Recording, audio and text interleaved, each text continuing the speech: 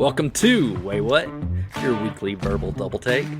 This is a rabbit hole podcast where a couple of old guys do moderate to shallow dives into various topics, ranging from true crime, paranormal, sports, pop culture, or anything else that we find interesting. We drop episodes every Tuesday and on Fridays if we feel like it. You can follow us on Facebook, X, and TikTok. We appreciate you joining us.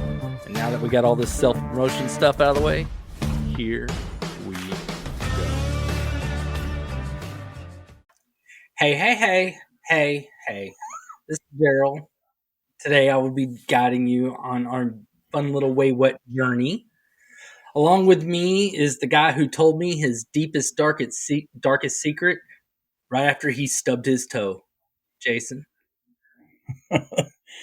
Those would be the last words that would come out of my mouth when I stub a toe. Is a secret. Well, I'm just saying, I don't think it takes a lot to get your deepest, darkest secret out of you. Oh, stubbing a toe's got to be one of the top 5 things that hurts so bad. Depends on which one. Pinky toe. Yeah, that's the worst one. That's the one that, there's so many times I thought that I would look in the floor and it would just be laying there with a trail of blood going to where my foot is, or shot across the room or something. Or it'd be just smashed into some gnarled little nub. Yeah, I hit it so hard sometimes where I sit there and I anticipate the pain coming and it hurts so bad. Like, it doesn't even hurt yet because you hit it so damn hard. It's just why does my foot feel like it's on fire right now? Yeah. And then all the real pain comes after. Yeah, the times that I've been really hurt, it hasn't been that many, but I don't really feel the pain when it happens. It's afterwards because your body's like, you don't need to feel this right now. I'm going to spare you. Yeah, we're going to spread it out. I don't want to overwhelm you. Speaking of deep dark secrets, today I'm going to have a deep dark secret rant. Oh. Yeah, you ever see those movies or TV shows where some guy's dying and then he confesses that he has a secret family, or that he was he was part of the CIA and they were actually the ones that shot Kennedy or whatever? I'm kind of jealous of that. I want a deep dark secret. Well, you still got time. Well, my problem is I hate secrets. I don't like my own secrets. I'm pretty much an open book. And then I really, really hate other people's secrets. That shit is stressful. Well, keeping their secret? Yeah. I'm a talker. I'm part of a podcast. I write and talk about stuff not knowing if 4 or 50 people will even take the time to listen to what I say, but I still want to say, and I get to talk to my buddy about interesting things. I enjoy just speaking. So secrets suck for a talker. Very true. Yeah. And what makes it worse is, I said I was an open book. Well, a lot of that's because I'm not good at filtering myself. And if you're keeping a secret from a specific person, you actively have to concentrate on not saying that one thing that's there. I can't tell you how many times I've come close to spilling the beans on something, not because it's I just have to say the secret. It's just that I was talking and it seemed to flow with the conversation. And then you're like, oh crap, I can't retract it now. No. And it's not. What secrets have you been keeping? None. Barely. Which ones are driving you crazy? Well, it's not even just big secrets. Christmas is very hard on me. I do all of the Christmas shopping for our household. And, my wife does all the wrapping. Teamwork, baby. I'm also a very good gift buyer that puts a lot of thought into what I'm buying. Me too. And this leaves me extremely excited to see that person open their gift. It's a nightmare for me to not give it to them early or tell them when I got them, because I'm just so stoked. I'm like, oh my God, this is so great. You're going to love this. I see that. I mean, yeah, my wife has to keep me in check, especially since our daughter is more than willing to take advantage of this Hmm. weakness of mine. She's just like, "Oh, you could just give it to me early," and then I'm like, "Yeah, you're right." And then Denise is like, "No, shut up."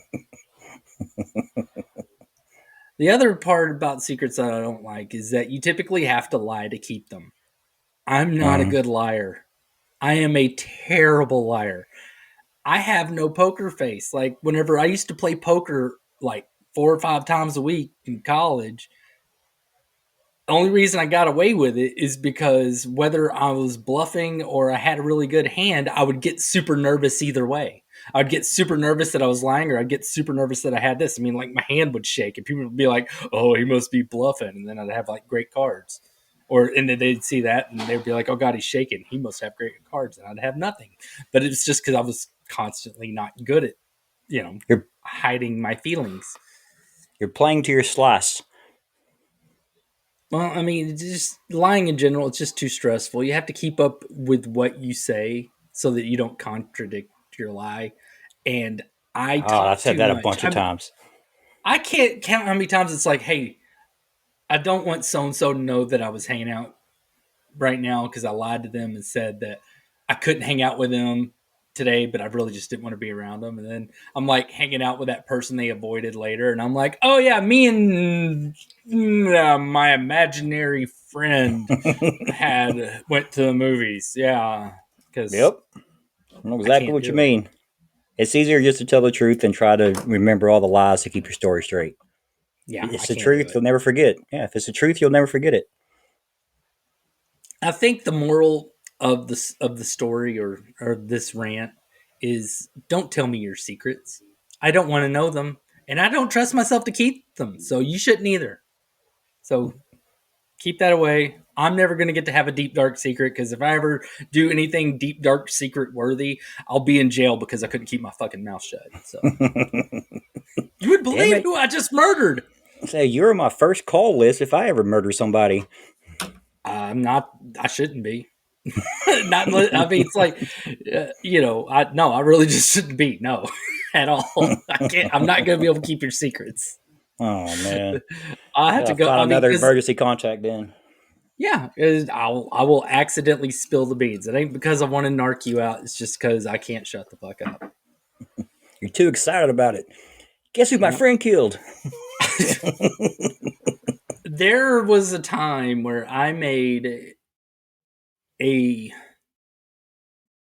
I did something that is usually frowned upon in marriages, and after I did that, I was so excited about it. I almost told the person I was married to.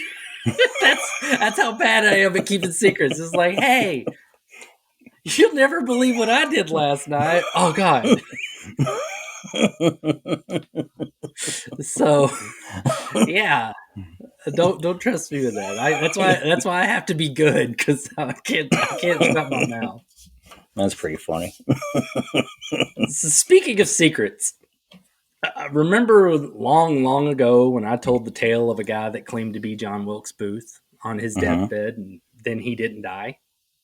You know, go back and see John Wilkes Booth at large, people. Well, that made me laugh pretty hard. You know, it's like, oh, I'm dying. I need to tell my secret. And then he didn't die. So I did some digging, and now I'm going to have this episode that I like to call Premature Deathbed Confessions. To start with, in 2009, a 58-year-old man named Michael Anderson lay dying in a hospital in Shawnee, Oklahoma, following his second stroke. His Yeah. wife, Dorothy, was by his side, just trying to comfort him, make him feel okay on his way out. Michael then asked his wife to make a phone call for him. He wanted her to call the police because he didn't want to die without relieving himself of a burden that he'd been carrying for 32 years. Damn. Yeah. She asked if he was sure because she knew what he was going to tell. And after being reassured by him, saying it's going to be okay, this is what I got to do, she called the police. A detective from the Shawnee Police Department showed up, and Michael, through the occasional bouts of tears, told the detective his story. First, his name was not Michael Anderson. His name was James Brewer. In 1977, James and Dorothy Brewer lived in Hohenwald, Tennessee. And it was just them two and their, at the time, very young daughter. I think she was like 4. Okay. I don't know exactly how old she was, but I know she was less than 5. That's what I do know. On April 27th, 1977, James and Dorothy sat in a car at a gas station. The air was tense between them because James was certain that Dorothy had been having an affair with their neighbor. Ooh.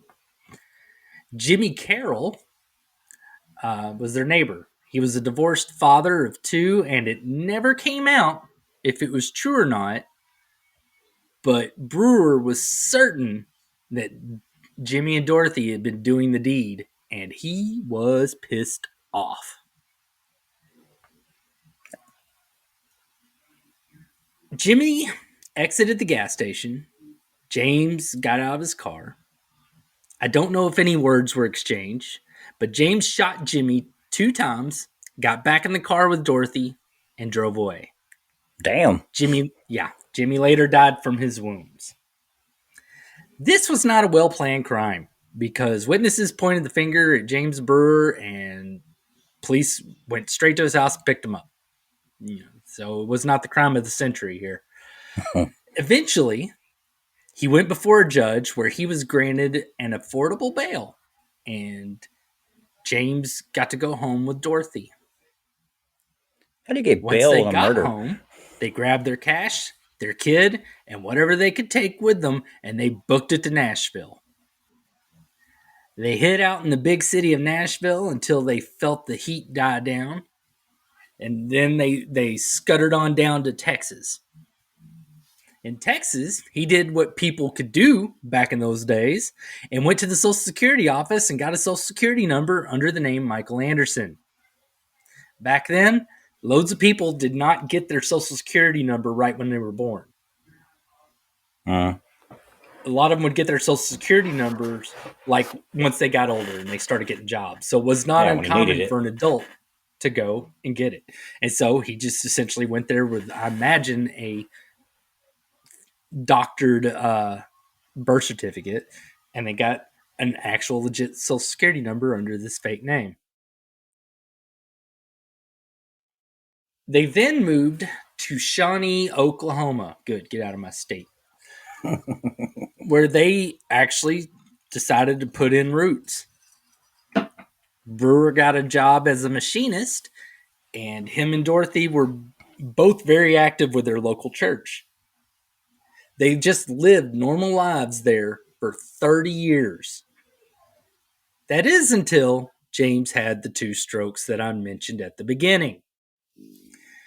James told the police his true identity and that he fled a murder charge with the help of Dorothy, who had to translate what he was saying because, 1, he was crying a bunch, and 2, he just had a stroke. So everything he was saying was all, like garbled and slurred. She, with her translations, made sure that he never technically confessed to shooting Jimmy, just that he fled the murder charge. She was very particular about navigating around that. Those damn Uh, the, translators. yeah. The police thanked him for his time and went back to the police department where they began trying to validate his story. Just because somebody says, "Hey, I killed somebody," they can't just throw him in handcuffs and bring him in. They got to make Yeah. sure that what he said was real. Dorothy waited by James's side and was prepared to, for him to go through his final moments. The funny thing was, it never happened. And the next day, his vital signs began improving. Hmm. Eventually, the hospital discharged him because he was doing so well. And that left Brewer and Dorothy with a choice. They emptied most of their belongings into their front yard and began an impromptu garage sale where they sold most of their belongings. Then the next day, they were back on the road. But this time, they went back to Hohenwald, Tennessee. James Brewer presented himself to the Lewis County Sheriff's Department. They arrested him, and after bail was set, he was bailed out. And that is where this story stops. There has Oh, not been an update on this case since 2012. I can't find anything saying whether he's alive, in jail, dead, or, sold into slavery somewhere. I have no idea what ever happened to this guy. I hope The he's on new the run. Well, no, he's not on the run because he went and turned himself in. But he got Bill again, right? Yeah, but I mean, imagine if he went back on the run, that would have made news. I mean, the fact that the news loved the fact that this was a premature deathbed confession. Once the novelty of that, wore off, it was kind of like whatever. And I'm sorry, as much as I enjoy doing this podcast, I'm not going to spend, I don't know, 20, $30 on getting records requests from Hohenwald, Tennessee. So you can have this story in however you want. If you want to be like Jason and think nonsense, like he's went back on the run with his stroke-addled body, then go ahead. Yeah. I figure he probably is no longer among the living. I just see it as Nashville, or not Nashville, hole in the wall, Tennessee, giving this man who came back to confess for the murder that he was already arrested for again, and then to give him bail again. They're not going to announce that he's, oh yeah, we made that mistake twice to the same Of guy. course, they would announce it. It would get. I mean, one, they'd have to put out like bolos and APBs and stuff like that, Right, which the press monitors, and the press would love this. They could go to town on it. right. And with, I like you think I said, think with it's his less stroke interesting. riddled body, It's less interesting to be like, oh, and then he died. You know. yeah. And with his stroke riddled body, they were like, whatever, go Yeah. ahead. The next confession also happened in 2009. Also happened in Tennessee. So we Man, aren't moving far or anywhere at all for that matter. A man named James Washington was serving a prison sentence for attempted second degree murder. If that doesn't give it away, he was not a very nice guy. He also wasn't a very healthy guy, and he was being watched over by prison guards as he was transported to a hospital. As James lay on the gurney, he felt as if the end was near and he wanted to clear his conscience before he died. He decided to unburden himself to one of the guards.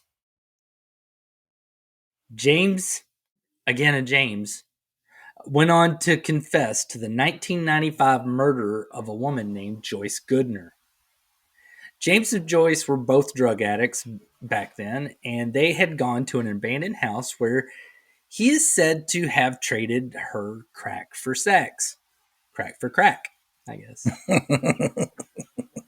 I don't know what went wrong. I don't know if he shot his shot too early or didn't shoot it at all or he couldn't get it up or whatever the case may be. But it all ended with her being stabbed in the neck and her head smashed in by a cinder block. good grief. Yeah. The crime scene was discovered because he tried to burn the evidence and the crime scene. He set it on fire. However, he Never failed. works. No. Her body was wrapped in a carpet, so the carpet itself was what did a lot of the burning. People saw smoke coming from the house and called the fire department. Yeah, Who come could have put saw? it out. Two guys found the fire that James Washington started to cover up Mhm. his murder. And whenever they busted in, they see something's wrapped up in carpet. And typically, if something's wrapped in carpet, it's traditionally a dead body. Yeah, Tradition.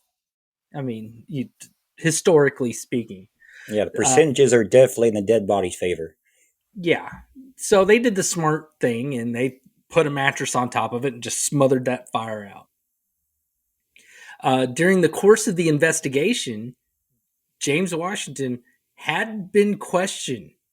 They questioned him, but they didn't have any evidence to counter his alibi or any of his claims at the time. Mm. That is until after his confession, which, as much as he thought it was a deathbed confession, he recovered fully. And instead of a deathbed confession, it became just a confession. Mm. This confession was enough to convict him and have him sentenced to life in prison. So, hooray. That's how that story ends. It's just funny. I mean, essentially, he was like, I'm having a heart attack. I'm going to die. And then he told on himself. I would have gone into detail about the trial, but honestly, it's just kind of annoying because, like, his lawyer is just like, it was his medicine. It made him delusional. It does that. That's one of the side effects. It's been done, yeah, where they confess to the actual details of an actual murder. It's like, oh yeah, I was just totally out of my mind at the time. My bad. Oh, those are one of those big old oopsies right there. Oh yeah. Well, I've got one more big old oopsie for us to talk about. All right. This one, we will be hopping across the pond, so to speak, to Effingham, England, which I kind of wish we had that place here because we wouldn't call it Effingham. We would call it Effingham. Anyways, in 2006, glad you enjoyed that. That's the polite way of putting it. Yeah. In 2006, Tony Wakeford, who had been suffering for years with Parkinson's disease, Mm. was laying in a hospital bed while his wife, Patricia Wakeford, stayed by his side, you know, wiping his brow, holding his hand, all those nice things that you're supposed to do whenever the person that you love's dying. Their marriage had been notoriously rocky, with police being called out to settle some of their more loud disputes.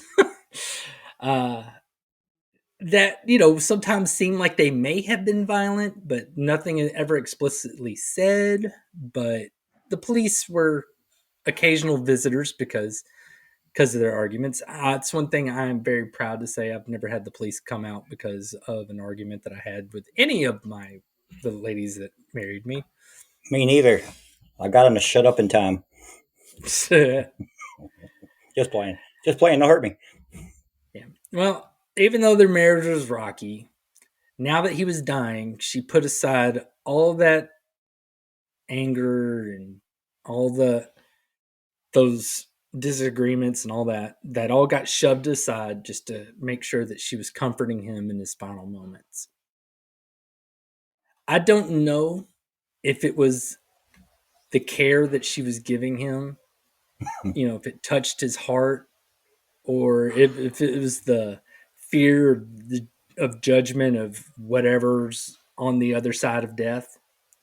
But Tony decided to unburden himself of a secret that he'd been keeping for his wife of 50 years. So they've been Yeah. married for 50 years, and he's like, "Hey, now that I'm on the way out, I got something to tell you." It just shook it right out of him. Yep. He had her sit down and confessed that he had a years long affair with her best friend by the name Penny. Yeah. How long prior to his diagnosis was this happening? Or was it Well, during? I think I get to it later. I don't remember if I do or Okay. not, but at this point he'd already had Parkinson's for nearly 3 decades, Holy crap. and his affair ended early on his Parkinson's diagnosis, or at some point whenever it got bad or whatever. But Mm. he wasn't able to imagine. I mean, I don't know. Maybe she liked the vibrating motion, but it was harder to sneak around. No telling. Yeah. He Uh, didn't require you put a quarter in it. yeah, but yeah, he told his wife of 50 years that he spent a number of those years fucking her best friend. I was going to say begging, but whenever it's her best friend, it needs to be a little bit more raucous or jarring. Mm-hmm. Well, this left her shook, of course. She's just absolutely just like, Of course it what? did. But You say how? shook about a Yeah. Parkinson's wife patient. Oh, wow. Yeah. I didn't even realize that. I mean, no, I totally meant to do that. She may shook her whole life, Darrell. He was the one with Parkinson's. He'd only shake her whenever he'd grab her or something. She was close enough. Oh Well, god damn, that's funny. she did like a lot of people will do whenever they need to step up and be a better person than whoever it is that they're angry at. And she put all of that aside because he was dying, and she wanted to make sure that his exit was an easy one. Funny thing was, the next day, his heart rate stabilized. And as each day passed, he began recovering. The Parkinson's disease was still devastating to his body, but he was no longer at death's door. So they sent him home where his wife would resume taking up his daily care. Oh, you're gonna sit in that piss diaper. Yeah, because whenever he first got bad, she quit doing like, I mean, she didn't, I don't remember if she had a job. I know she had like volunteer work or something that she did that was very important to her, but she threw all that aside whenever he got, bad enough where he needed care at home. And yeah, so she'd been doing that for years and years and years. And now she's take care of a guy that, whenever he thought he was going to die, was like, hey, I fucked your best friend. Take me, Lord. Take me. Hello? Hello? Oh, shit. Oh my god, that's greatness. Well, of course, things are different now for them. I mean, first, he isn't dead. his escape plan on confessing that failed. And now, for her, she's feeding and cleaning a man that betrayed her for years.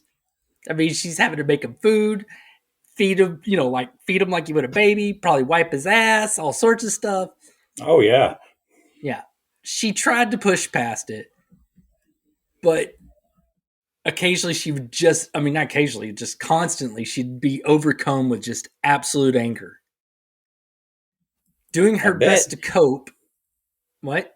I said I bet she's overcome with anger. Oh, yeah. She gets She stuck was with a able, double-edged sword.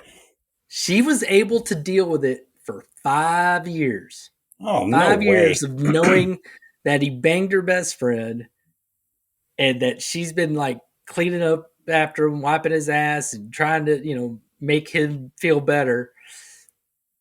And she dealt with it for 5 years until one day while making his dinner, she hears a song on the radio that she remembered him dancing with their friend to at one of their Oh. little things where they all went out together.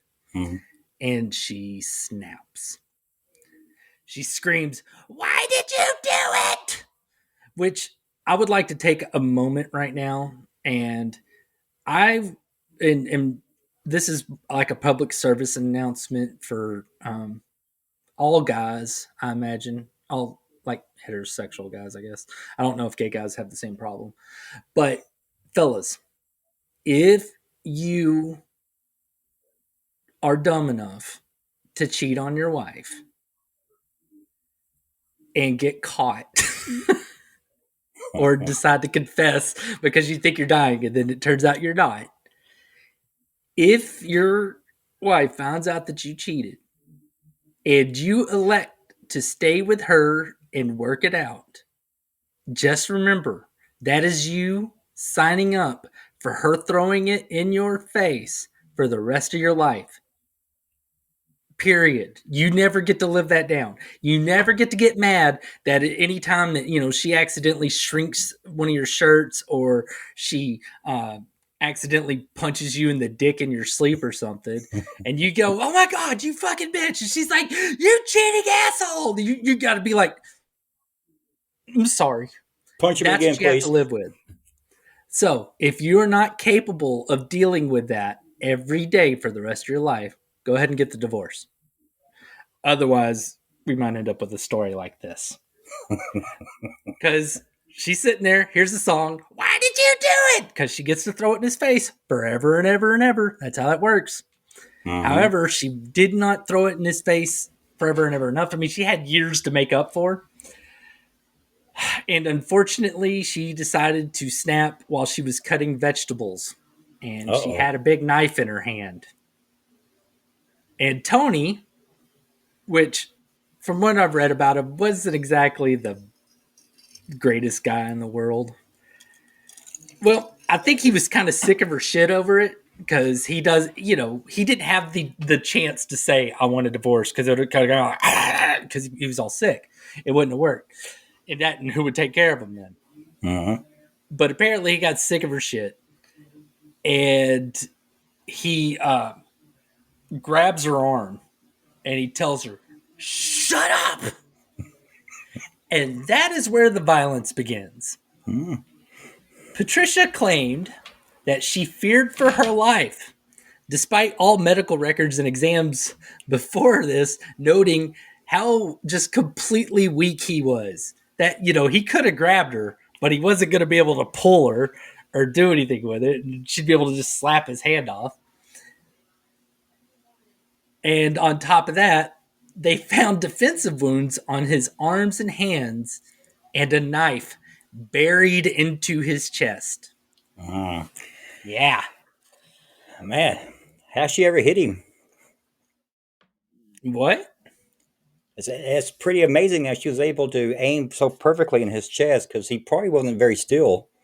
Ha ha ha ha ha. Well, you forget he was actually crippled. So I mean, it was just Mm. like at that point he was just it would still be like fish in a barrel. He was. It isn't like whenever he has his Parkinson shakes, like he's rolling to one side of the bed and then the other.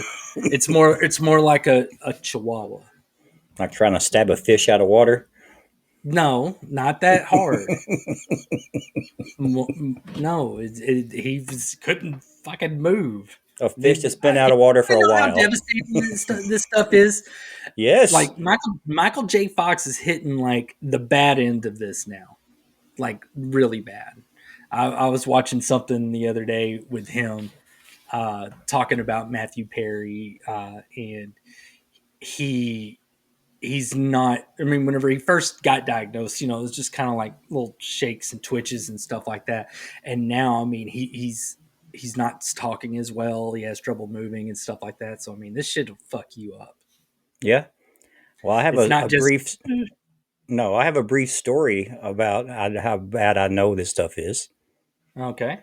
Ashley and I were at a bed and breakfast in Wimberley, Texas, and it was a kind of an older bed and breakfast. So I imagine the place, the former tenants that the room we were in were old people. So when we were checking out that day, I was taking the clothes and stuff out of our dresser, and a little white pill was in the back of the first drawer. So I'm thinking, old people. What else? What could it be? It's probably a muscle relaxer or something. Oh So my before, god, Jason, yeah, no. yes. So before Ashley could look it up and just see what it is, I'm like, oh, I popped it back in the back of my throat, swallowed it down. This was it. You were Oh in your no, 40s. not my This greatest highlight. Not my I was gonna greatest say, highlight by any hold on. means. This is why you're in your 40s. Am I correct? No, this was a Late while ago. It's 30s. about yeah, yeah. All right, And that then much as better. we're driving down the road, as we left, I'm driving, starting off, and then I have to pull over and let her drive. I'm like, I can't do this. And then before we got a few more minutes down the road, I was out. And we have a rule: if we go on a road trip together, we're not supposed to go to sleep. We're supposed to keep up the driver.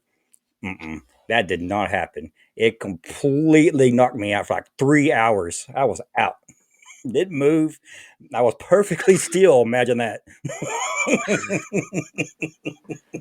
Wait, how do you know? Oh, never mind. You're about to tell me. I know where this No, is going. when All right. she finally was able to look it up, we figured out it was a pill for Parkinson's disease.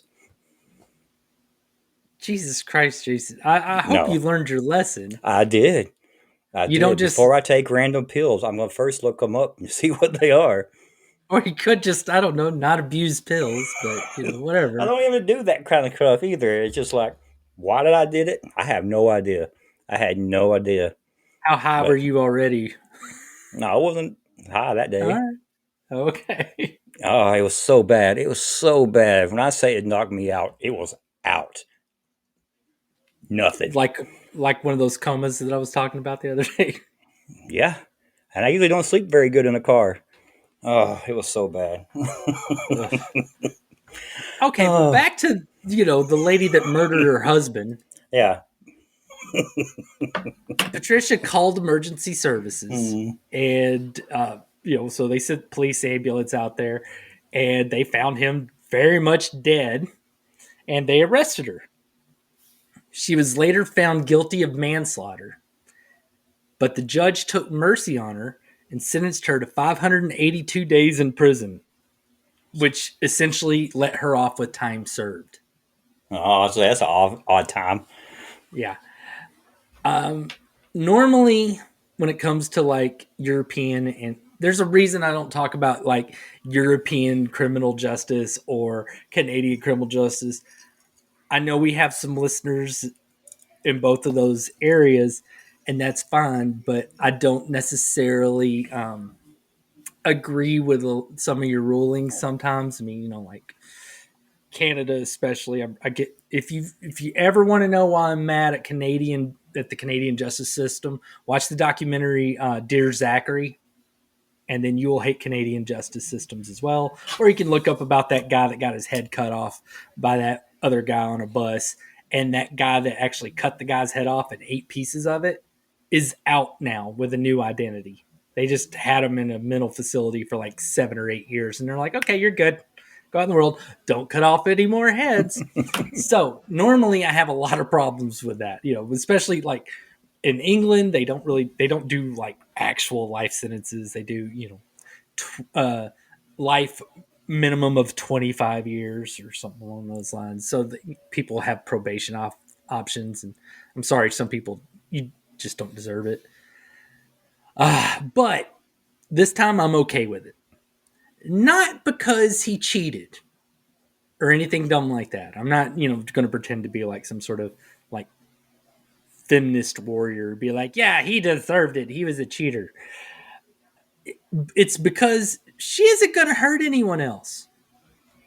Well, maybe that lady Penny needs to look over her shoulder, but for the most part, she's not going to hurt anybody else. She killed the father of her children, and she has to live the rest of her life as the woman who murdered her husband after he made that deathbed confession. Yeah, I that was mean, she's always punishment going to enough. be, yeah, she's going to be an internet topic for the rest of her life. Imagine she's on all sorts of lists and stuff. So it was punishment enough for her to have to sit there and be with him for an extra 5 years. And not only that, but to take care of him.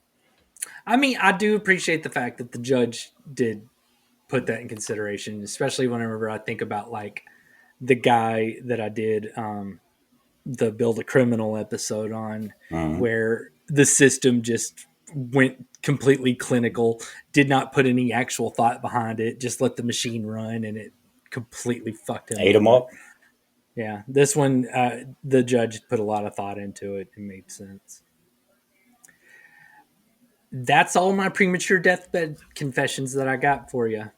I think these are, I mean, I know most of them involve like murder, but still, I think they're hilarious. Somebody thinking that they're on their way out and decide to just spill their fucking guts.